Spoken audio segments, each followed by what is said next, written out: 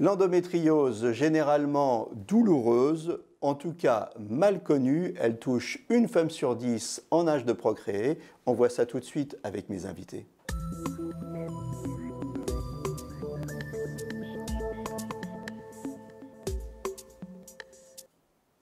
Avec moi sur le plateau, le docteur Louis-Dominique Vanegrou. Vous êtes gynécologue médical et obstétrique au centre hospitalier des Quatre-Villes, c'est à Saint-Cloud, et vous êtes aussi au centre hospitalier de Bonifacio, c'est en Corse du Sud. Voilà, pour ceux qui ne savent pas où est Bonifacio. Et notre témoin, Laurine Sureau. Laurine, merci d'avoir accepté de témoigner sur l'endométriose. Alors vous avez 21 ans. Et quels ont été les premiers signes de l'endométriose? Alors pour moi, ça a été de fortes douleurs au niveau du bas du ventre surtout, mais il y avait aussi des migraines, des douleurs dans le bas du dos, mais en fait je ne savais pas que tout était lié. C'est vraiment beaucoup plus tard que j'ai appris que tout était lié à l'endométriose en fait justement. Ouais, vous ignoriez à l'époque, vous aviez mal, mais vous ne saviez pas exactement ce que c'était. Alors au tout début, on ne parlait même pas d'endométriose, donc je ne savais même pas que ça existait. Et quand j'ai appris que ça existait, je me disais que non, ça touchait que les femmes qui voulaient avoir des enfants en fait. Et moi, du coup, je ne me sentais pas concernée par ça. Vous avez eu vos premières douleurs à l'âge de vos premières règles, c'est ça, très tôt, à 10 ans. En fait, j'ai toujours eu des soucis avec mes règles, mais on m'a toujours dit c'est normal, c'est les règles, c'est compliqué. Et c'est vraiment à l'âge de 15-16 ans que je me suis posé des questions parce que je ne pouvais plus bouger en fait. Qu'est-ce que vous avez eu comme souci avec vos règles à part les douleurs? Elles étaient très abondantes, donc je pouvais les avoir pendant 2 semaines consécutives. Des fois, elles s'arrêtaient même plus du tout. Après, je pouvais ne pas les avoir du tout. Enfin, c'était très aléatoire. J'avais pas de cycle en fait menstruel tel qu'on les connaît, et donc ça a été très compliqué. C'est inquiétant ça pour une petite fille, non? Ça vous a perturbé ou pas? En fait, ça m'a perturbée, mais on me disait tellement que c'était normal que pour moi, c'était ça, avoir des règles. C'était avoir mal. C'était votre maman, les médecins? Alors pas du tout, parce que ma maman, elle s'inquiétait, mais pareil, elle savait pas non plus. C'était mon médecin de famille, donc mon médecin traitant qui me suivait, qui me disait que c'était normal, que toutes les filles avaient mal, qu'il fallait vivre avec, entre guillemets. Et ma maman, elle suivait ce que disait le médecin, puisqu'on n'avait pas d'autres sources d'informations à ce moment-là. Votre maman, elle faisait de l'endométriose elle-même ou pas? Pas du tout. En fait, dans ma famille, je suis le seul cas connu. Donc ça nous a surprises toutes les deux quand on a appris ça. Mais c'est pour ça qu'au début, ma mère, pour elle, j'avais peut-être des soucis de kyste ovarien ou des soucis comme ça, mais pas l'endométriose, absolument pas. Donc vous en parliez, vous avez 10 ans, vous êtes une petite fille, vous avez des règles abondantes, vous avez des problèmes, tout ça. Vous en parlez à votre médecin de famille qui vous dit, voilà, normal. Donc après, quel a été le parcours? Après, on m'a fait tester beaucoup de pilules qui m'ont rendue encore plus malade qu'avant. Et arrivé à un âge, je me suis dit, c'est bon, c'est pas normal. À partir de quel âge à partir de 15 ans, j'ai commencé à utiliser des pilules. Donc de 10 à 15 ans, de toute façon, aucun traitement, rien du tout. Non, il n'y avait rien du tout. De 10 à 15 ans, je suis restée dans un désert médical. Enfin, après, il a continué jusqu'à mes 20 ans. Donc après, à 15 ans... Vous n'avez pas vu un gynéco entre-temps? Non, alors en fait, j'ai vu le gynécologue de ma mère. Mais parce que j'avais eu d'autres soucis de santé et elle m'avait dit prends la pilule, ça va te remettre les règles comme il faut en fait. Et pas du tout, c'est pas du tout ce qui s'est passé. Donc cette première gynécologue là, je l'ai plus jamais revue. Et ensuite j'ai vu que mon médecin traitant qui m'a fourni plusieurs pilules qui n'ont jamais fonctionné. Et après je me suis dit bon, faut que je me trouve un gynécologue. Sauf que le problème, c'est que j'ai mis plus d'1 an et demi à en trouver un. C'est compliqué, il n'y a pas beaucoup de gynécologues. On me dit que j'habite trop loin, on me dit alors que celui que j'ai aujourd'hui est à Sèvres, donc il est à 1 heure de chez moi. On me dit qu'il n'y a plus de place sur les listes. Et du coup, on refusait de me prendre et on me disait va à l'hôpital si c'est vraiment une urgence. Et comme pour moi, c'était pas vraiment une urgence, je pensais. Alors, quel traitement vous avez suivi par la suite? Qu'est-ce qui a commencé à fonctionner? Comment vous êtes arrivé à commencer à résoudre votre problème? On a réfléchi et on s'est dit ce qui diffuse un peu les cellules de l'endomètre, c'est les règles, donc on va essayer de les arrêter. Sauf que mon corps n'a pas voulu, donc on m'a fait essayer beaucoup de pilules, mes règles ne voulaient pas s'arrêter, mes migraines continuaient, mon corps n'acceptait pas les pilules. Donc j'en ai essayé beaucoup et aujourd'hui, on en avait trouvé une qui marchait, sauf qu'on a appris qu'elle causait une tumeur au cerveau, donc on l'a arrêtée. Et là aujourd'hui j'en ai une autre.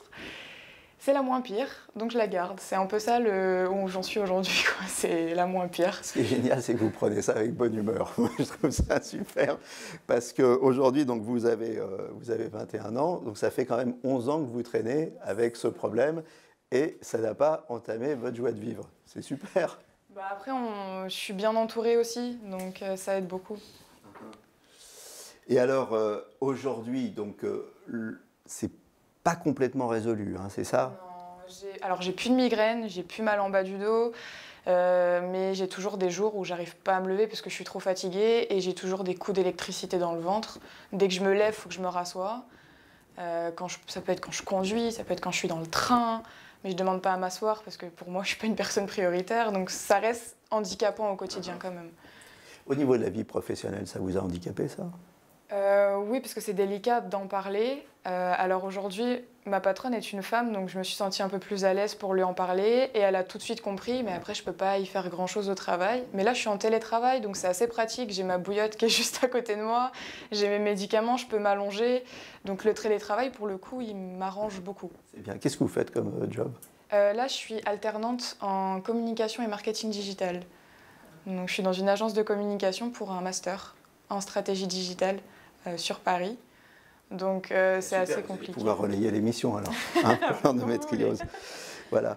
Et au niveau social, proche, amis, tout ça, petit ami éventuellement, c'est handicapant ça ou pas? En fait, pour moi, non, parce que je suis très bien entourée. Après, il y a beaucoup d'incompréhension parce que ça m'est un peu tombé dessus du jour au lendemain et surtout, personne ne connaît l'endométriose autour de moi. Donc, on a dû tous s'informer pour comprendre ce que c'est. Et c'est vrai que des fois, ça peut paraître un peu violent. Je pense par ma mère, et au début, ça l'a beaucoup surprise d'apprendre que j'avais l'endométriose. Et donc, mais je suis bien entourée au quotidien. On me suit, mais on avance avec moi. En fait, on n'a pas le choix puisqu'on ne connaît pas vraiment ce que c'est. S'il y a un message à faire passer, c'est quoi? C'est d'arrêter de normaliser la douleur, parce que moi, on m'a répété toute ma vie que c'était normal, qu'il fallait que je reste alitée, qu'il fallait que je me repose, que j'allais vivre ça jusqu'à la ménopause, alors qu'en fait, il n'y a rien de normal, puisque dès que j'ai fait mon IRM pelvienne, on a dit « mais tu as de l'endométriose, ça se voit ». Et là, je me suis dit « mais en fait, je suis pas folle », parce qu'on me fait aussi passer pour une folle, en me disant que c'est dans ta tête, que je suis hypocondriaque, alors qu'en fait, pas du tout. Donc si on a mal vraiment et que c'est anormal, il faut faire des examens, il faut voir des bons gynécologues. Et même si c'est pas ça, c'est pas grave. Mais au moins, si c'est ça, on le sait. Et moralement, ça fait du bien de mettre un mot sur ce qu'on a. Ouais. C'est pas normal d'avoir mal. Et c'est vrai que vous n'avez pas l'air hypochondriaque, hein, parce que moi, je trouve que vous prenez tout ça plutôt avec bonne humeur.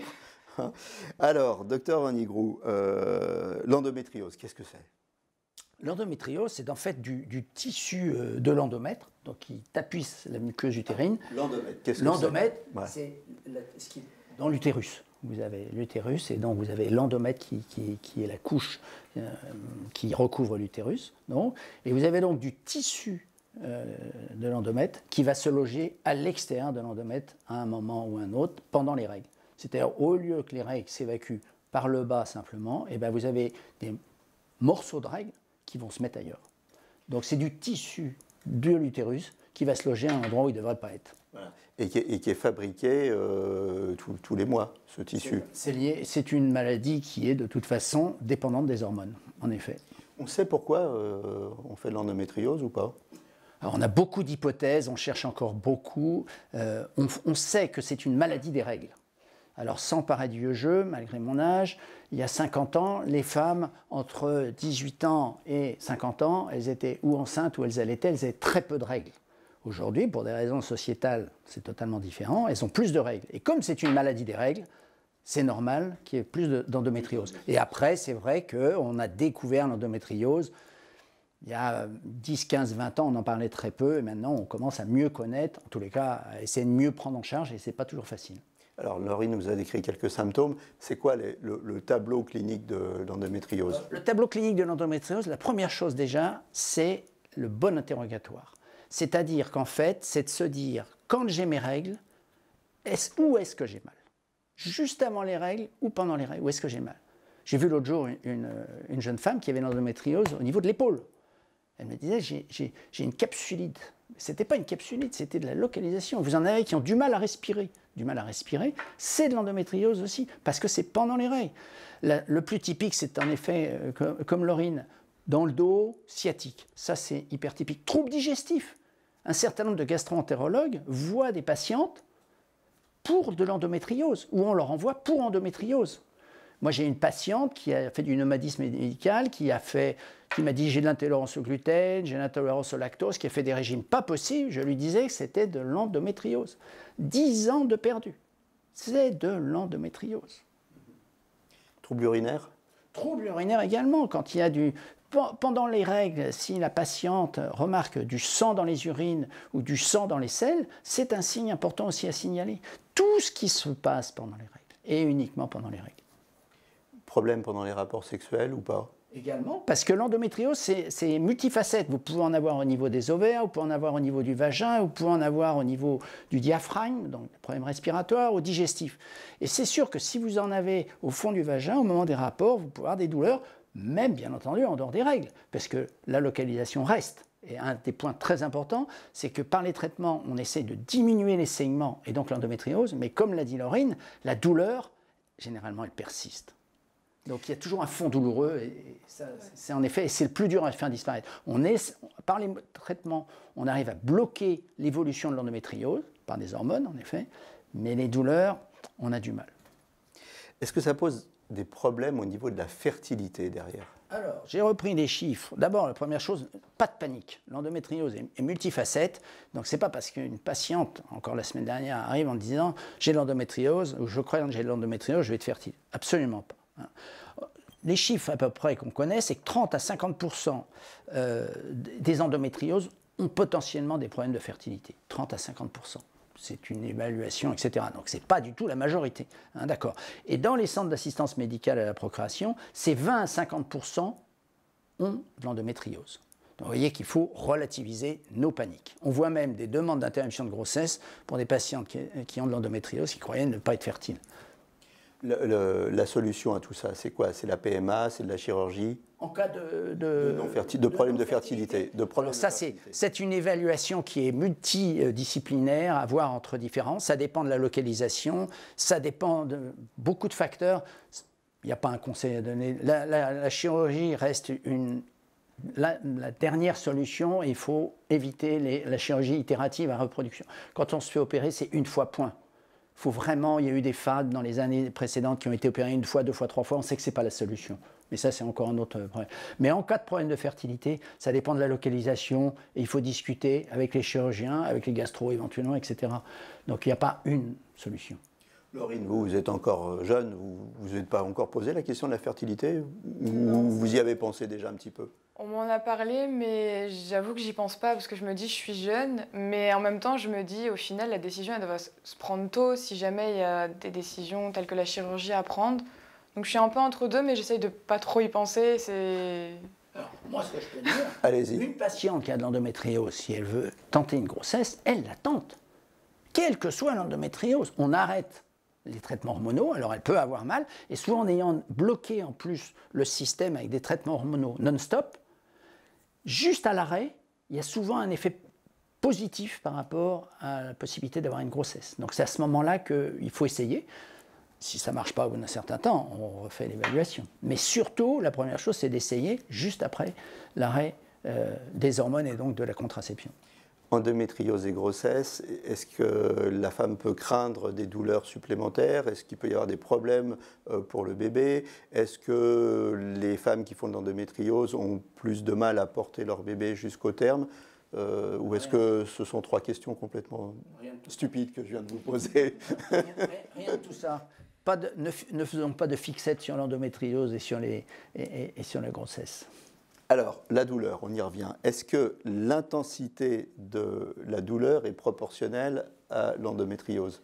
Alors, la douleur, elle dépend de la localisation de l'endométriose. S'il y en a au niveau vaginal, il y a des douleurs pendant les rapports. S'il y en a au niveau du diaphragme, au moment de la respiration, toujours pendant les règles, toujours pendant les règles. S'il y a de l'endométriose au niveau digestif, à ce moment-là, pendant les règles, il va y avoir des douleurs digestives, des troubles digestifs. S'il y en a dans le dos, ce qui est très fréquent, il y aura des douleurs dans le dos. Donc c'est pas la douleur, elle dépend de la localisation plus que l'importance de l'endométriose. Mais c'est sûr que si vous avez une patiente qui en a dans le dos, troubles digestifs, difficultés respiratoires comme j'en ai une, là c'est sûr que le niveau de la douleur, entre 0 et 10, il s'approche de 8.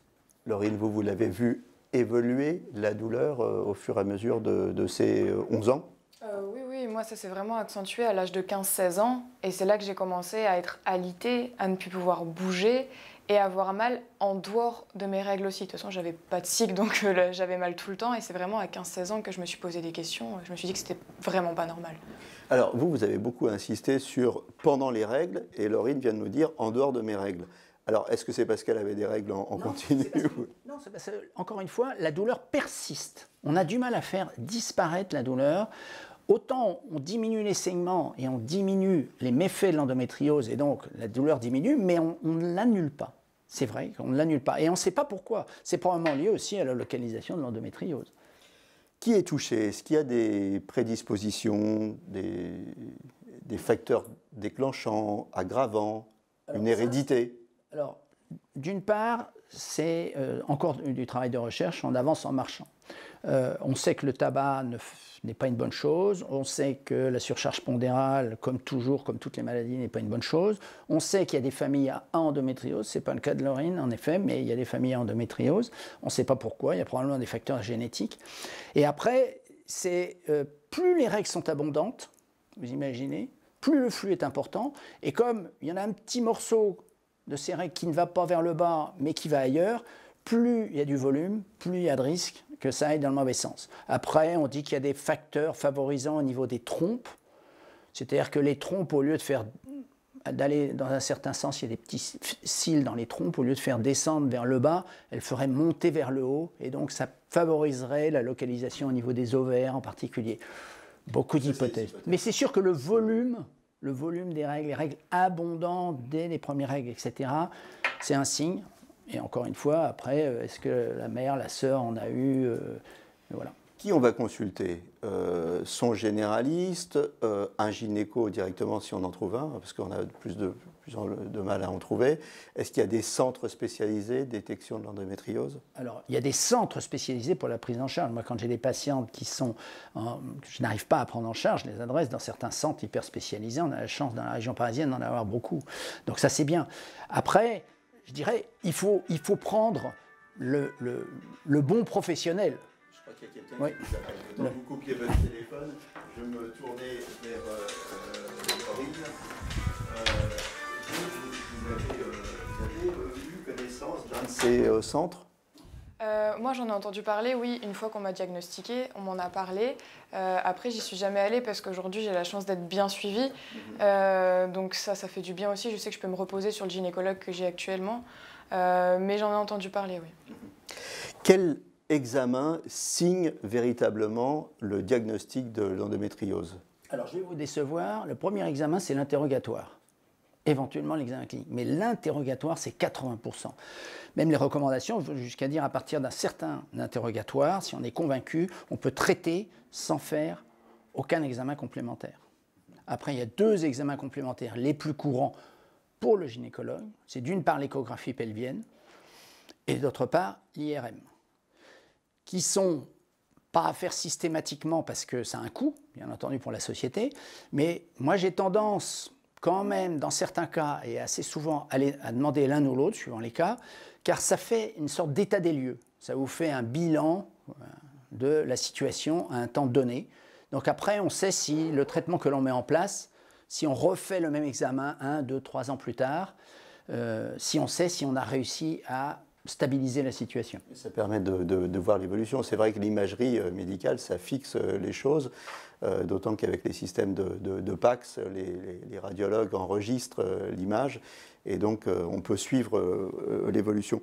Pourquoi il y a un tel retard diagnostique sur l'endométriose? Laurine, elle a consulté la première fois à 10 ans, elle a 21 ans, ça fait 11 ans, elle n'est pas sortie complètement de son problème. Précédemment, j'ai fait d'autres émissions sur l'endométriose. J'ai vu des femmes qui découvraient l'endométriose à 40 ans.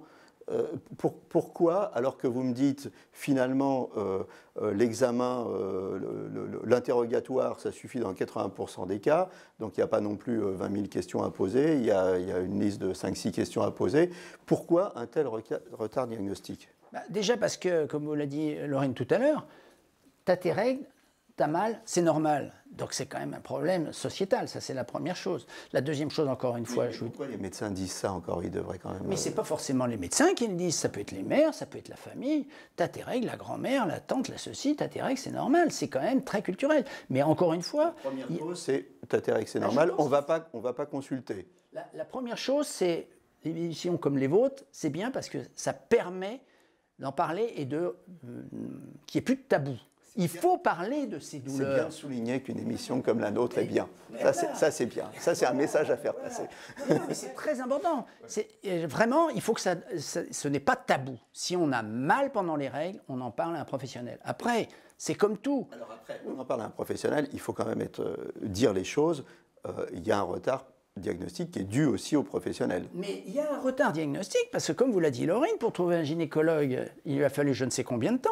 On n'a pas assez de médecins à l'heure actuelle, quoi qu'on en dise. On va faire un peu de politique, mais on n'a pas assez de professionnels de santé. C'est hallucinant de voir le retard qu'il y a. Après, vous ne pouvez pas demander à un médecin de famille de tout savoir, de la bronchiolite, de l'endométriose, etc. Donc il ne faut pas leur jeter la pierre.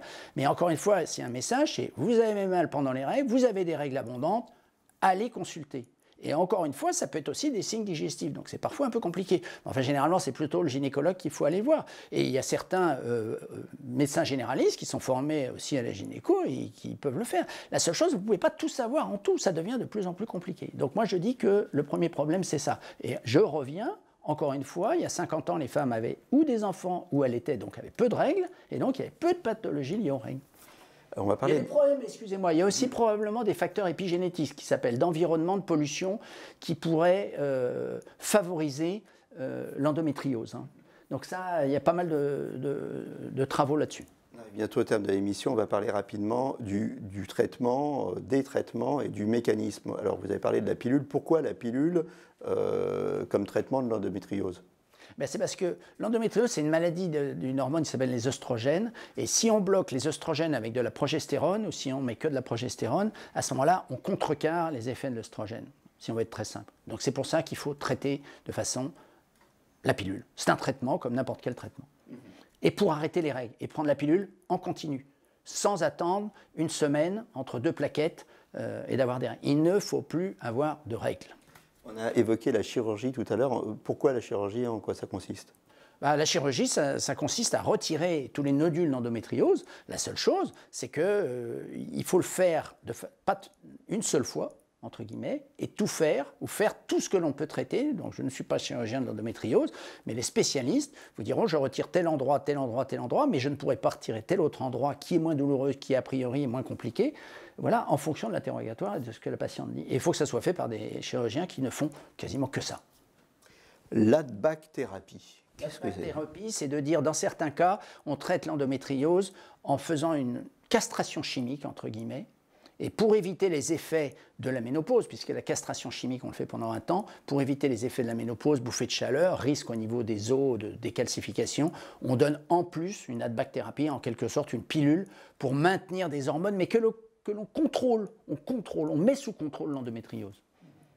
Est-ce que ça vous inquiète, Laurine, parce qu'il y a aussi des débats sur la pilule, les conséquences à long terme. On sait aussi que pilule et tabac, ça fait très très mauvais ménage au niveau des maladies cardiovasculaires. Est-ce que ça vous inquiète de vous dire, bon, bah, la pilule, pour moi, c'est à vie? Oui, un petit peu. J'espère ne pas la prendre toute ma vie parce que bon, déjà, j'en ai eu beaucoup, donc ça m'a déjà beaucoup déréglé dans mon corps. Donc j'espère que d'autres solutions vont arriver au fur et à mesure parce que oui, la pilule à vie, ça m'inquiète un petit peu. C'est pas forcément naturel de prendre ça. Et je voudrais juste rebondir sur un truc. Il y a un autre symptôme aussi, en tout cas que moi j'ai, c'est les bouffées de chaleur. Donc je les ai aussi. Ça se rapproche un peu de la ménopause, mais les bouffées de chaleur aussi sont présentes. Et ça, c'est aussi handicapant d'avoir, parce que c'est pas pareil qu'avoir chaud. C'est vraiment très dérangeant. Et ça, c'est dû aux hormones? C'est lié à la progestérone, ça. C'est la progestérone au long cours. L'endométriose, ça se soigne, ça ne se guérit pas aujourd'hui? Non, l'endométriose, à ce jour, ça ne se guérit pas, sauf si on fait de la chirurgie et qu'on retire les nodules d'endométriose. Le principal problème, c'est d'en faire le diagnostic, c'est de faire de la prévention et surtout d'arrêter les règles. Prévention, parlez-en. Si on retire les nodules, ils peuvent revenir ou se reformer ailleurs? Ah ben, s'il y a des règles, si on ne bloque pas les règles, ça peut toujours revenir. Tant que vous n'arrêtez pas les règles, ça peut toujours aller se localiser. L'endométriose, est-ce que c'est lié à l'inflammation? Et si c'est lié à l'inflammation, est-ce qu'il y a un régime alimentaire particulier pour diminuer l'inflammation? Non, honnêtement, c'est d'avoir un régime équilibré. Et je vous dis, c'est peut-être plus de l'épigénétique par rapport aux facteurs environnementaux que. Et puis encore une fois, pas de surcharge pondérale et pas de tabac. On arrive au terme de cette émission, il nous reste 1 minute. Je vous laisse le mot de la fin à chacun. Docteur, qu'est-ce qu'on doit dire aux médecins d'abord par rapport à l'endométriose? S'il y a 3-4 questions clés à poser, c'est lesquelles? La patiente a-t-elle des douleurs pendant les règles? Les localisations? Les règles sont-elles abondantes? Y a-t-il éventuellement de l'endométriose dans la famille? Évidemment, est-ce que vous venez pour un problème de fertilité? Voilà, donc quelques questions simples, mais qui sont vraiment les questions clés qui doivent nous alerter sur l'endométriose. Laurine, qu'est-ce qu'on dit? D'arrêter de normaliser la douleur et de minimiser cette maladie qui est au final beaucoup plus complexe que ce qu'on peut dire dans les médias. Oui, absolument, il faut la faire connaître, hein, cette maladie. On commence quand même pas mal à en parler, peut-être pas assez, on commence à en parler. Il faut que les femmes aussi se parlent entre elles et que les mamans arrêtent de dire aussi aux filles, ben, c'est normal, moi j'ai souffert. Enfin, il y a aussi, voilà, il faut qu'on en parle. C'est pas tabou, c'est multifacette. Voilà, avant de conclure cette émission, rappelons la création d'une fondation de recherche exclusivement dédiée à l'endométriose. Ça a été annoncé le 1er mars 2021 sous l'égide de la Fondation pour la recherche médicale. Cette fondation a été créée et elle s'appelle EndoMine, hein, c'est ça je crois. Merci docteur Louis-Dominique. Oui, merci docteur Vanegro d'être passé sur le plateau. Merci à vous, Laurine. Je trouve que vous prenez tout ça avec une extrême bonne humeur et j'espère que tout ça sera bientôt un lointain souvenir pour vous. Merci. À très bientôt pour un nouveau numéro de Capital Santé. D'ici là, portez-vous bien.